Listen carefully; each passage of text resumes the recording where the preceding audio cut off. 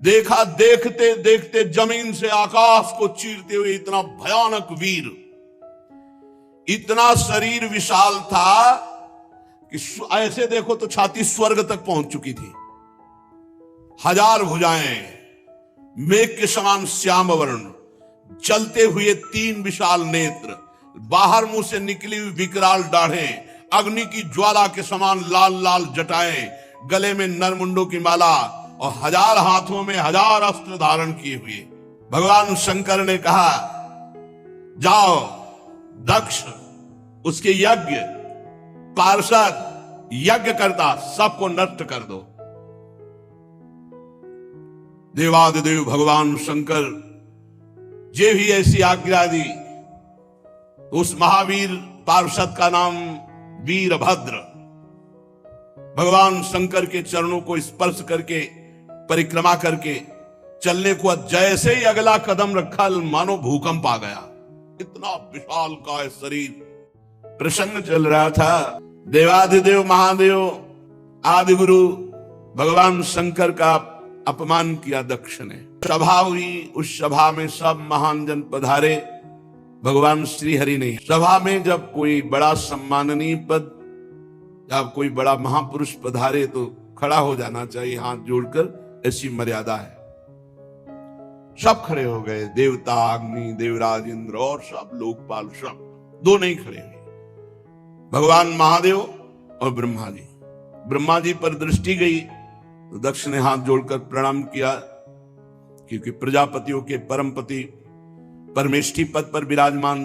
दृष्टि महादेव जी पर गई तो उनको बड़ा गुस्सा आया कि हमारा दामाद है, पुत्र के समान है, पर उठकर ना तो अभ्यर्थना वंदना ही की, ना वचन से कुछ बोले, बस कड़ुआ ही कड़ुआ बोलते रहे। पीछे आपने प्रसंग में सुना।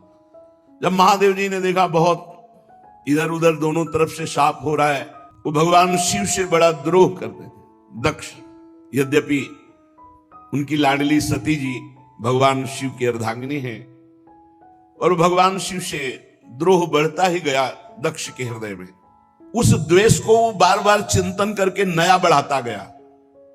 यही अविवेक है। विवेक का कार्य है तत्काल द्वेष का नाश करके, जो आपसे ना बोले, जो आपसे झगड़ा करे, जो आपसे द्वेष करे, उससे भी द्वेष का नाश करने के लिए नम्रता पूर्वक व्यवहार करो, तत्काल नष्ट हो जाएगा द्वेष। जब कोई महापुरुष से द्वेष करे और उसकी उन्नति हो तो जान लेना ये उन्नति नहीं है, ये उसको ऊपर चढ़ाकर पटकने के लिए व्यवस्था की गई। उसी समय ब्रह्मा जी ने प्रजापति तो पहले ही बना दिया था, प्रजापतियों का अधिपति बना दिया। प्रजापति नाम सर्वेशा माधिपत्य स्मयो भवत, और बढ़ा दिया। यज्ञ उत्सव में सभी ब्रह्म ऋषि, देव ऋषि, पितर, देवता आदि अपनी अपनी पत्नियों के साथ पधारे। खास बात यहां थी कि जो और बहनें थी सती जी की, कैलाश के ऊपर ही से विमान से चर्चा करते हुए जा रही थी। बड़ा निमंत्रण दिया है पिताश्री ने, बहुत आदर पूर्वक ऐसा। दक्ष कुमारी सती जी ने ये सुना। भगवान शिव ने कहा, सत्य है, तुम्हारे पिता इस समय बड़े पद पे हैं, बहुत बड़ा यज्ञ कर रहे हैं, और ये सब निमंत्रित देवांगनाएं, देवता, तुम्हारी बहनें, ये सब जा रही। यदि भगवान शिव की आज्ञा हो तो मैं भी उत्सव में सम्मिलित हो जाऊं, वहां जाके दर्शन करूं, जाऊं उस उत्सव में सम्मिलित हो जाऊं, क्योंकि जाति भगवान शिव जाएंगे नहीं, बहुत बड़ा द्वेष मानते हैं दक्ष। तो अपने हृदय से इतना प्रियता है माता में, पिता में। ठीक कह रहे हो, मुझे भी अच्छा लग रहा है, अपने पिता के यहां जाना चाहिए, पर उन्होंने निमंत्रण नहीं दिया। सबको विश्व में निमंत्रण दिया है, पर हमें निमंत्रण नहीं दिया। मुझे लगता है कि बिना बुलाए तुम्हें जाना नहीं चाहिए, नहीं तो तुम्हारा सील, स्नेह, शांति, मान, मर्यादा सब भंग हो जाएगी। नहीं जाना चाहिए। सारी बात तो आपकी ही है। यदि आप खड़े हो जाते तो मेरे पिता क्यों नाराज होते, और ये समस्या ही ना बनती। विद्या, तपस्या, धन, सुदृढ़ शरीर, जवान अवस्था और उच्च कुल, ये 6 सत्पुरुषों में तो गुण का काम करते हैं, पर यही अगर नीच स्वभाव वालों में आ जाए तो अभिमान बढ़ा देते हैं और दोष का काम करते हैं। उनकी विवेक शक्ति नष्ट हो जाती है और वो महापुरुषों का भी अपमान कर देते हैं। बाण से बिंदने पर हृदय में उतना कष्ट नहीं होता जब प्रियजनों के द्वारा वाणी से हृदय भेद दिया जाता है। रात दिन वो वाणी वाले दुख देते रहते हैं, पीड़ा देते रहते हैं। जैसे दैत्यगण हरि से द्वेष करते हैं, ऐसे अहंकारी महापुरुषों से बिना कारण के द्वेष करते हैं, उनकी निंदा करते हैं, उनका अपमान करते हैं। ना देह मानी ने, जो देह अभिमानी हैं ऐसों का सम्मान नहीं करते। पदाभिमानी, देहाभिमानी, इनका सम्मान नहीं करते। भगवत ऋषि जी ने भी कहा है, भूत भविष्य लोक 14 में भये हुए हरि प्यारे, 300 व्यवहार हमारो अभिमानिन ते न्यारे। अभिमानी भगवान शंकर ने भी कहा, विचार करो प्रजापतियों के यज्ञ में मेरा क्या अपराध था? मेरे प्रति कटुवाक्य, तिरस्कार, अपमान, निंदा, शाप, ये सब क्या? दक्ष यद्यप तुम्हारे शरीर को उत्पन्न करने वाला पिता है तो भी मेरे से शत्रुता का भाव रखता है, इसलिए तुम्हें बिल्कुल नहीं जाना चाहिए। यदि मेरी बात मान लो करके तुम नहीं जाती हो तो बड़ा मंगल होगा, और अगर मेरी बात की अवहेलना कर दी और तुम चली जाती हो तो इतना ध्यान रखो, प्रतिष्ठित व्यक्ति का जब अपने प्रियजनों के द्वारा अपमान होता है तो उसका एक ही निर्णय निकलता है, मृत्यु। संभावितस्य स्वजनात् पराभवो यदा सा सद्यो मरणाय कल्पते। स्पष्ट भगवान शिव ने कह दिया कि हमने तो शास्त्रों में सुना है कि गुरु के यहां बिना बुलाए जाना चाहिए, पिता माता के यहां बिना बुलाए जाना चाहिए। तो यदि मैं बिना बुलाए जाती तो कोई दोष थोड़ी, शास्त्रीय दोष भी नहीं है, क्योंकि भगवान शंकर ने कहा, जो बिनु बोले जाओ भवानी, राहे न सील स्नेह न कानी। तो सती जी ने मानो प्रश्न किया कि क्या अपने पिता माता के पास बिना बुलाए जाना कोई दोष है? प्राण प्यारा मित्र बिना बुलाए जाना चाहिए, इष्ट देव के यहां, स्वामी के यहां बिना बुलाए जाना चाहिए, गुरुदेव के यहां बिना बुलाए, और माता पिता के यहां। ये 4 जगह है जहां निमंत्रण की परवाह नहीं की जाती। परम प्राण प्रिय मित्र, स्वामी का गृह, और गुरुदेव और माता पिता। भगवान शंकर बहुत प्रकार से समझा रहे हैं, लेकिन अंबाजी को भगवान शंकर की सीख इस समय अच्छी नहीं लग रही। क्यों? क्योंकि ममत्व जोर कस गया। माता पिता बहनों का प्यार बड़ा उत्सव है, सबसे मिलेंगी, ये जोर कस गया तो आद्य गुरु भगवान शंकर प्राण प्रीतम है, उनकी बात अच्छी नहीं लगी। बंधुजनों की प्रबल मिलने की इच्छा और महादेव जी नाराज ना हो जाए, ये ऐसी दुविधा दुचित स्थिति आ गई।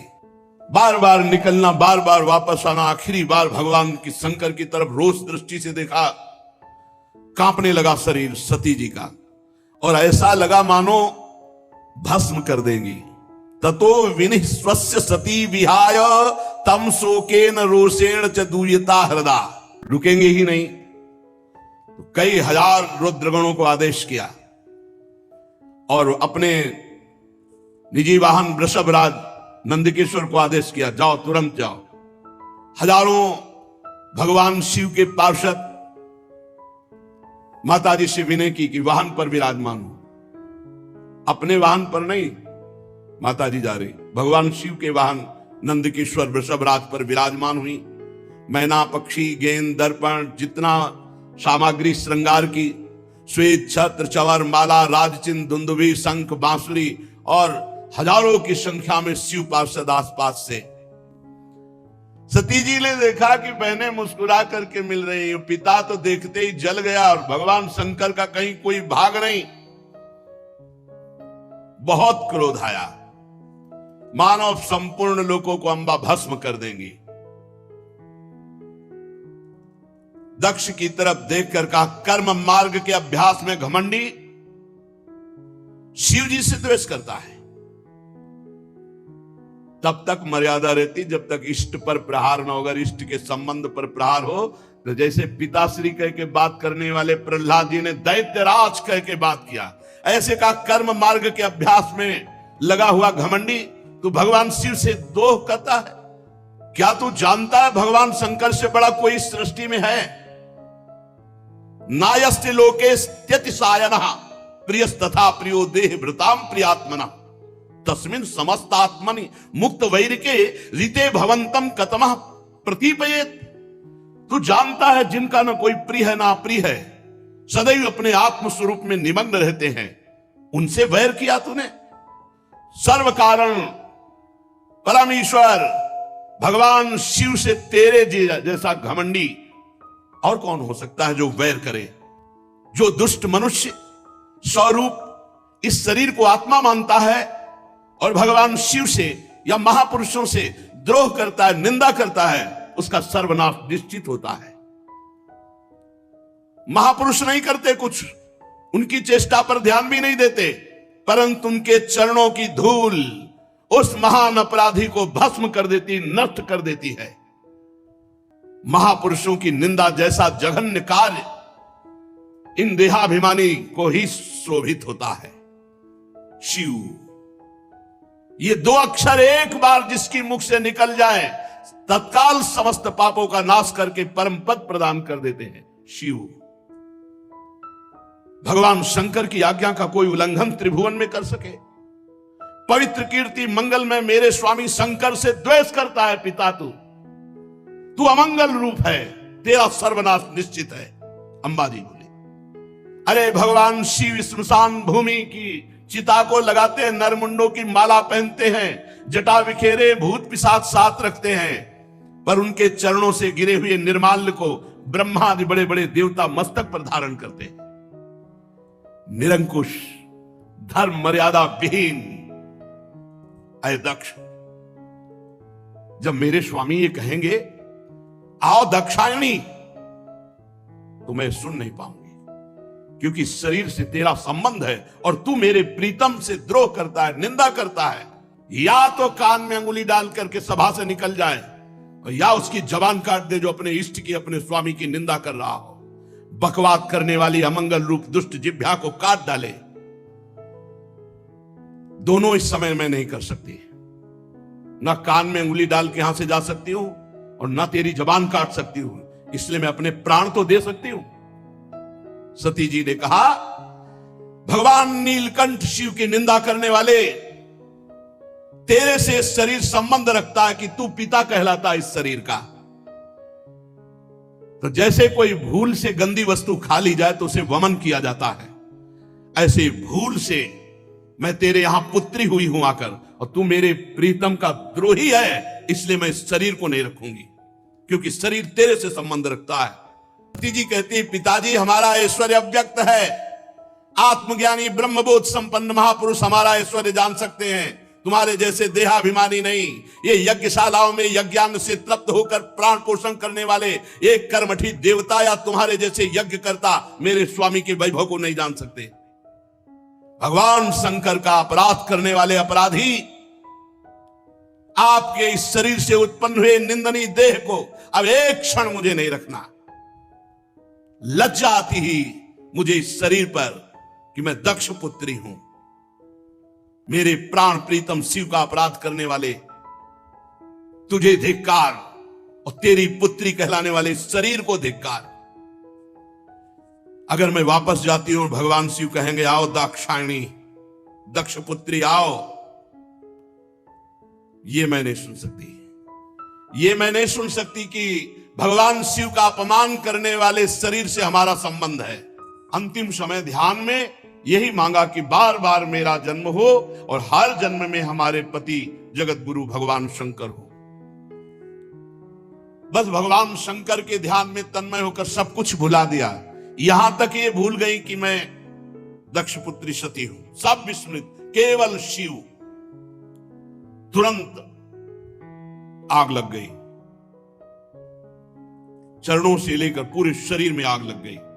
भगवान शिव के चिंतन में तन्मय और अपने प्राण त्यागने की जे भी धारणा की तो योगाग्नि प्रकट हो गई अंबाजी के शरीर में। हाहाकार मच गया, पूरे शरीर में दिव्य आग। समस्त देवता जो यज्ञ में सब कोलाहल मच गया, भागे सब इधर उधर भागे कि अब तो आतंक हो जाएगा, अब तो सर्वनाश का खेल होगा। क्योंकि सती जी ने शरीर छोड़ दिया तो रुद्रगण कैसे किसी को चैन से रहने देंगे। शिव पार्षदों को सूचना मिली, हाहाकार मचा हुआ है, सती जी ने अपने शरीर में योगाग्नि प्रकट कर ली। अब तो उठा उठा करके पटकने लगे जितने भगवान शिव पार्षद थे, जो मिले, पंडित यजमान, जो भयंकर रुद्र लीला। महाराज सर्व समर्थ भृगु जी ने देखा, यज्ञ में तो विघ्न डाल दिया। तो अपहृतम रक्ष इस मंत्र का उच्चारण करके जय स्वाहा दक्षिणाग्नि में आहुति दी तो रिभु नाम के महान बलवान देवता प्रकट हुए तत्काल मंत्र के बल से। भगवान शंकर उस समय सती का भस्म होना, पार्षदों का अपमान, तो क्रुद्धा सुदृष्टोष्ट पुटः साधूर्तिजटाम, भगवान शिव क्रोध से ओट चबाने लगे और जटाएं ऐसे बिखेर ली और एक जटा पकड़ी जो बिजली की तरह चमक रही थी और उखाड़ कर पृथ्वी पर पटक दिया एक जटा को। जे ही पटका तो इतनी जोर का अट्टहास हुआ मानो विश्व का विनाश हो जाएगा। देखा देखते देखते जमीन से आकाश को चीरते हुए इतना भयानक वीर, इतना शरीर विशाल था कि ऐसे देखो तो छाती स्वर्ग तक पहुंच चुकी थी। 1000 भुजाएं, मेघ के समान श्याम वर्ण, चलते हुए 3 विशाल नेत्र, बाहर मुंह से निकली हुई विकराल दाढ़ें, अग्नि की ज्वाला के समान लाल लाल जटाएं, गले में नरमुंडों की माला और 1000 हाथों में 1000 अस्त्र धारण किए हुए। भगवान शंकर ने कहा, जाओ दक्ष, उसके यज्ञ, पार्षद, यज्ञ करता सबको नष्ट कर दो। देवादिदेव भगवान शंकर जे भी ऐसी आज्ञा दी तो उस महावीर पार्षद का नाम वीरभद्र भगवान शंकर के चरणों को स्पर्श करके परिक्रमा करके चलने को जैसे ही अगला कदम रखा मानो भूकंप आ गया। इतना विशाल का शरीर, वीरभद्र के पैरों की धमक से पृथ्वी हिल रही थी। ऋत्वज यज्ञशाला में जजमान सदस्य ब्रह्म ऋषि धमक से समझ गए कुछ गड़बड़ होने वाला। अट्टहास सुनाई दिया, धूल दिखाई दी, तो जो चतुर विद्वान ब्रह्म ऋषि थे तो उन्होंने कहा कि अभी निकल लो। जो कुछ समझदार थे तो लघु शंका के बहाने, और जो थे कि मैं मंत्र के द्वारा अब देवता प्रकट करूंगा फिर रुद्रगणों की, अब वो बात नहीं थी, क्योंकि ये और कोई नहीं, महाकाल स्वयं रूप धर के वीर रुद्र का। जब वो चल रहे थे तो ऐसा लग रहा था आंधी तूफान चल रहा है, इतनी धूल उड़ रही थी, जटाएं ऐसी चमक रही थी मानो बिजली चमक रही हो, अट्टहास गर्जना। भगवान शिव के अनादर का परिणाम अभी सर्वनाश शुरू हो जाएगा, मुझे अनुभव हो रहा है। इतने ही में प्रलय काल उपस्थित, जटाजूट बिखेरे हुए, शस्त्रास्त्रों से सुसज्जित और सामने तांडव करते हुए और रुद्रगण और विशाल काय शरीर वीरभद्र, मेघ गर्जना के अट्टहास से 10 दिशाएं कंपायमान कर दी। बार बार शिव शिव। किसी ने यज्ञशाला के खंभों को तोड़ दिया, किसी ने यज्ञ के पश्चिम भाग को नष्ट कर दिया, किसी ने सभा मंडप को, किसी ने उत्तर भाग को, किसी ने यजमान गृह को, किसी ने पाकशाला को, किसी ने यज्ञ के पात्र जो देवताओं के भोगे लघुशंका का यज्ञ नष्ट हो, दक्ष नष्ट हो और संपूर्ण सभा को दंड मिले, ये भगवान शिव का आदेश है। जो अग्नियां घी से तृप्त साप दे रहे थे ना, देखते तो हंस रहे थे, और जब सती जी नाराज होकर बोल रही थी तब हंस रहे थे। तो चंडीस ने पहला घूंसा मारा कि 32 उनके बाहर निकले आए, जो पूषा देवता थे। नंदीश्वर ने भग देवता को पकड़ा हो, आंख दिखा दिखा के दोनों आंखें फोड़ दी। और वीरभद्र ने प्रजापति दक्ष को ऐसे जैसे बाज अपने पंजे में पकड़ लेता छोटे पक्षी को, ऐसे दक्ष प्रजापति को पकड़ा। भगवान शंकर के रुद्रों की जो सेना थी, भयंकर लीला शुरू हुई। बड़े बड़े देवता गिरा के मार पत्थर कुचल रहे हैं। देवादिदेव महादेव जी के पार्षद इस समय न कोई मंत्र काम कर रहा है, ब्रह्म ऋषियों का न साप काम कर रहा है कि जाओ कुछ नहीं, जल लिए रहो हाथ में, कुछ रहे। ये शिव प्रताप है। हर शस्त्र का प्रयोग किया वीरभद्र ने, लेकिन मंत्रों के बल से जजमान सुरक्षित थे। दक्ष का एक रोम भी नहीं काट पाए। सब मंत्रों को ऐठ करके खोपड़ी और जो पूर्णाहुति जैसे होती है ऐसे यज्ञशाला में झोंक दिया दक्ष की खोपड़ी को। यजमान दक्ष का धड़ लेकर के यज्ञाग्नि में भूत प्रेत पिशाच तांडव कर रहे हैं यज्ञ में, हाहाकार मच गया। वीरभद्र ने संपूर्ण यज्ञ को विध्वंस कर दिया, कोई सुरक्षित नहीं, सब नष्ट भ्रष्ट किया और क्षण में कैलाश वापस। भगवान श्री हरि ने कहा परम तेजस्वी पुरुष का अगर कोई दोष भी बन जाए तो उसका अपराध नहीं करना चाहिए, फिर निर्दोष महापुरुष का अपराध करने पर तो सर्वनाश हो ही जाएगा। अगर वो तेजस्वी पुरुष है, अगर उससे कोई अपराध भी बन जाए तो उसके साथ अपराध के बदले में अपराध न करे, नहीं तो नाश हो जाएगा। फिर जो निर्दोष महापुरुष हैं उनकी निंदा उनका अपमान तो सर्वनाश कर ही देगा। और फिर तुम लोगों ने भगवान शंकर का अपमान, भगवान शंकर की निंदा, भगवान शंकर को भाग न देना। चलो अब जो हुआ सो हुआ, सब चलो भगवान शंकर के पैर पकड़ो। तुम लोग शुद्ध हृदय से यदि भगवान शंकर की प्रार्थना करोगे तो बहुत जल्दी आशुतोष हैं, वो बहुत जल्दी प्रसन्न हो जाते हैं। 100 योजन ऊंचा वट वृक्ष, 400 कोस ऊंचा, 75 योजन चारों तरफ डाले, 75 योजन 75 योजन 75 योजन 75 योजन चारों तरफ। और हर ऋतु वट वृक्ष के नीचे, कहीं वर्षा ऋतु, कहीं शरद ऋतु, कहीं शिशिर ऋतु, हर ऋतु ये भगवान शिव का बैठने का वट वृक्ष है। 100 योजन ऊंचा, 75 योजन की चारों तरफ डाले और 6 ऋतुएं, और पूरे वट वृक्ष में एक भी घोंसला नहीं, एक भी पक्षी नहीं बैठेगा। भगवान शिव का ये वास स्थल। समस्त देवता दैत्यों के अधिपति ब्रह्मादि सब महादेव जी के चरण कमलों की वंदना की। जी देखा ब्रह्मा जी आए, भगवान शिव आसन से खड़े हो गए और सिर झुकाकर ब्रह्मा जी की वंदना की। चारों ओर महर्षियों से, अन्य सिद्ध गणों से सब घिरे हुए महादेव जी को, और ब्रह्मा जी भी नमस्कार मुद्रा में, भगवान शिव ब्रह्मा जी को नमस्कार। चंद्रमौली भगवान शिव बड़ी गंभीर मुद्रा में से कहा प्रभु यदि आप प्रसन्न हैं तो भगत देवता के नेत्र फोड़ दिए गए, उनके नेत्र मिल जाएं। भृगु जी की दाढ़ी जम आवे, जिन जिन के दांत मुंह आंख सब तोड़े गए हैं, सब देवता सबके अंग ठीक हो जाएं।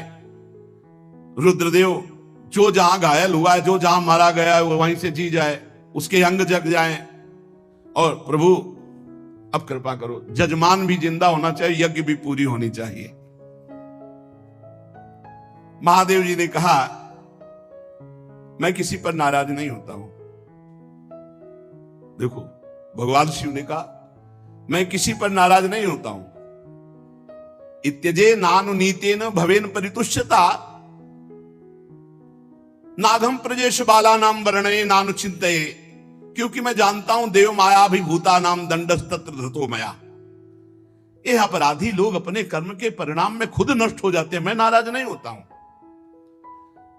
मैं तो केवल ये सावधान करता हूं कि तुम्हारा कर्म ही दंड रूप भयंकर धारण करके तुम्हें नाश कर देगा। ये उनका कर्म ही था जो वीर रुद्र के रूप में गया और नाश कर दिया। भगवान शिव ने जब ऐसा भगवान शंकर के वचन सुनकर के कि भगवान शिव प्रसन्न हो गए, धन्य है सब देवता, अब वैसा ही किया गया। महादेव जी से कहा गया कि यज्ञशाला में पधारो, तो ब्रह्मा जी लेके गए महादेव जी को यज्ञशाला में। भगवान शंकर की दृष्टि पड़ते ही सब जीवित हो रहे जितने मारे गए थे, और जैसा जैसा विधान किया वैसा सबके अंग। अब एक जो यज्ञ पशु बकरा, वो उसका सर दक्ष के गर्दन में जोड़ा गया। जे ही जोड़ा गया तो शिव दृष्टि पड़ते ही उठ गए, बहुत कड़ुआ बोलते थे। शिव को देखा अब तो हृदय एकदम, और आपने जो थोड़ी शिक्षा के लिए दंड दिया, इसको मैं कृपा मानता हूं। आज मेरा अहंकार नष्ट हो गया। आप और भगवान श्री हरि तो आचारहीन नाम मात्र के भी अपने जनों की उपेक्षा नहीं करते। फिर प्रभु हम तो यज्ञों के द्वारा आपकी ही प्रसन्नता के लिए आपकी आराधना करते हैं, आप हमें कैसे भूल जाएंगे। प्रभु आपने ही ब्रह्मा होकर सबसे पहले आत्म तत्व की रक्षा के लिए अपने मुख से विद्या तपस्या व्रतादि ब्रह्म ऋषियों को उत्पन्न किया। राधे राधे सभी को। तो इस प्रसंग में गुरु प्रेमानंद जी महाराज ने यहाँ पर बताया किस तरीके से महादेव के जो एक अंश है वीरभद्र, उनका जन्म किस तरीके से हुआ था। देवादिदेव महादेव गुरु भगवान शंकर का जब उन्होंने अपमान किया था, दक्ष जो प्रजापति पद पर आसीन हुए थे, उन्होंने सभी के सामने महादेव जी का अपमान किया था। भगवान श्री हरि नहीं आए थे। सभा में जब कोई बड़ा सम्मान्य व्यक्ति कोई पधारता है तो यहाँ पर खड़े हो जाना चाहिए था, लेकिन महादेव ने दक्ष प्रजापति के लिए ऐसा नहीं किया था। इसी वजह से जो है दक्ष प्रजापति को काफ़ी ज़्यादा गुस्सा भी आता है, परंतु भगवान महादेव और ब्रह्मा जी भी नहीं खड़े होते हैं। ब्रह्मा जी को देखकर दक्ष ने हाथ जोड़कर प्रणाम किया, लेकिन वो प्रजापति थे, जगत के पिता थे, परमपति परमेश्वरी के पद पर विराजमान थे। लेकिन जब भगवान महादेव पर उनकी दृष्टि पड़ी तो उन्हें बहुत गुस्सा आया। महादेव जी का मानना था कि वो उनके दामाद है और पुत्र के समान है, फिर भी ना तो उनका अभिवादन किया गया, ना उनसे कुछ वचन कहे गए, सीधा उन्हें बस कड़वे शब्द बोल दिए गए थे। इसी वजह से जो है भगवान शिव यहाँ पर अपमान महसूस कर रहे थे। लेकिन उसी के बाद में जब कुछ दिनों बाद ही भगवान शिव जब कैलाश पर्वत पर विराजमान होते हैं, उसी समय पर माता सती देखती है कि उनकी बहनें जो है वो दक्ष प्रजापति के घर में एक बड़े से आयोजन के लिए जा रही है, और उस आयोजन में हिस्सा लेने के लिए उन्हें भी जाने की इच्छा होती है। वो भी कहती है महादेव जी से, माता सती कहती है कि मुझे भी जाना है, मैं भी चाहती हूँ कि अपने घर वालों से मिलो। और बहुत मना करने के बावजूद भी महादेव उन्हें जाने की यहाँ पर आज्ञा दे देते हैं। लेकिन जब वो वहाँ पर जाकर पहुँचती है तो देखती है कि यहाँ पर तो महादेव जी की मूर्ति ही नहीं है। महादेव जी को अपमानित करने के लिए यहाँ पर कई सारी कड़वी बातें बोली जा रही है, और वो उनके पिता ही बोल रहे थे। जहाँ पर दक्ष प्रजापति बहुत ज़्यादा कड़वी बातें बोलते हैं, जिसे सुनकर माता सती को काफ़ी ज़्यादा क्रोध आ जाता है। वो कहती है, इस शरीर के लिए आपने ऐसा कह दिया कि महादेव जी बिल्कुल सही नहीं है। वो जंगलों में रहते हैं, वो अपने शरीर पर भस्म रगड़ते हैं, उनके पास रहने के लिए घर नहीं है, धन संपदा नहीं है। इतनी सारी कड़वी बातें सुनकर दक्ष प्रजापति के मुंह से माता सती काफ़ी ज़्यादा गुस्सा हो जाती है और अपने आप को ही यहाँ पर भस्म कर लेती है। और जैसे ही ये बात महादेव जी को पता चलती है, तुरंत ही महादेव अपने बिल्कुल शीश से एक बाल निकालकर गुस्से में भगवान वीरभद्र को यहाँ पर प्रकट करते हैं। और उसी के बाद में फिर वीरभद्र को वो आदेश देते हैं कि जाओ, जाकर दक्ष प्रजापति के जितने भी लोग मौजूद हैं उन सभी को मार डालो। तो उसी के बाद में जो महादेव के अंश श्री वीरभद्र है, उनकी यहाँ पर तबाही शुरू होती है। जाकर सभी को वो मारना शुरू करते हैं, और इस तरीके से जो वीरभद्र है उनका यहाँ पर जन्म हुआ था। तो आपको ये कहानी कैसी लगी हमें कमेंट सेक्शन में लिखकर ज़रूर बताइएगा।